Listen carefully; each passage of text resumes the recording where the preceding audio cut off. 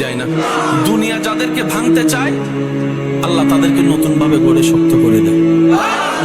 আর আল্লাহ যখন একবার শক্ত করে দিবে, নমরুদের আগুনও ইব্রাহিম নবীকে ভাঙতে পারে নাই। ইউনূস আলাইহিস সালামকে মাছের পেটে সেই মাছ ওনাকে পরাজিত করতে পারে নাই।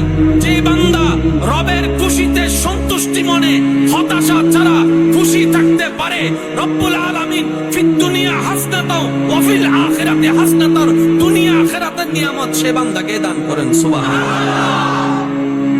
যে হা হুতাশ বেশি করে তার কাছে হারানোর সম্ভাবনা বেশি।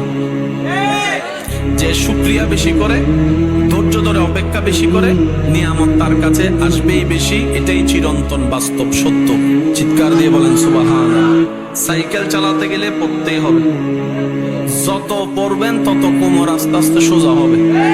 কারণ সাইকেল, মোটরসাইকেল চালানোর মেইন শর্তের মধ্যে একটা শর্ত হচ্ছে কোমর কি রাখা, স্থির রাখা, সোজা রাখা। যারা পড়ে যায় তারা দেখবেন কোমর যদি নড়াচড়া করে ব্যালেন্স নষ্ট হয়ে যায়। যত পড়বেন ব্যথা পাবেন।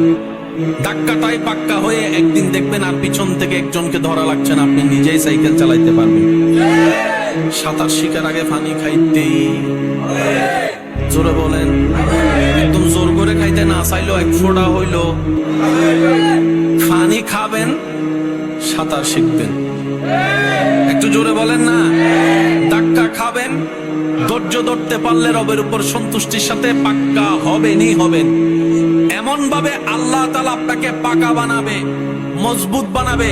যারা আপনাকে ভেঙতে চেয়েছিল এক সময়, যারা আপনাকে নষ্ট করতে চেয়েছিল, ধ্বংস করতে চেয়েছিল, ওই আপনার ধৈর্য ধরে সবর করার কারণে, রবের সন্তুষ্টির অপেক্ষা করার কারণে আপনাকে আল্লাহ তাআলা এমন মজবুত দেওয়াল বাঁধিয়ে দিবেন, আপনাকে আর কেউ ভাঙার ক্ষমতা রাখবে না। সুবহানাল্লাহ।